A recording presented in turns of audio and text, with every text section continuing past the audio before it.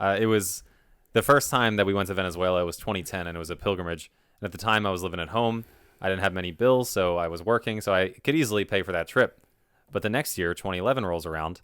I start getting the paperwork for another trip to Venezuela, a pilgrimage to a shrine where Mary appeared, church approved, called Our Lady Reconciler of All Peoples and Nations. And I really wanted to go on this trip. I was living away at school. I was going to Rutgers. I wasn't working. I didn't have any money. So I'm texting all you guys, and all you guys are going to this trip with no problem because you're living at home even though you're going to school. You guys had cash. I didn't have any cash. So I emailed a family member of Maria Esperanza, and I asked for prayers. I said, I would love to go on this trip. It impacted my faith so much last year. I really feel like God wants me to go. I want to go, but I don't have the money.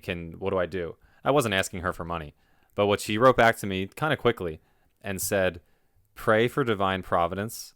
If God wants you to be there, you'll be there. And I was very early in my faith. Like I was 1 year in. I was like a little chick when it comes to the faith. And I almost kind of thought that was almost a write-off, like whatever, just say some prayers and you'll get there. But looking back, it was perfect advice. So I prayed for divine providence, and I'm not even sure if I knew what divine providence meant at the time. So I prayed for divine providence, and I went home one weekend so my mom could do my laundry. And when I got home, I checked the mailbox, and there was a check in the mail with my name on it, and it was from my student loan company. And the check was for $1,550. The trip to Venezuela cost $1,500 on the dot. So $1,550. So I called the student loan company, and I said, hey, you guys sent me a check. Was this a mistake? And they pulled up the records, and they said, oh yeah, that was a mistake.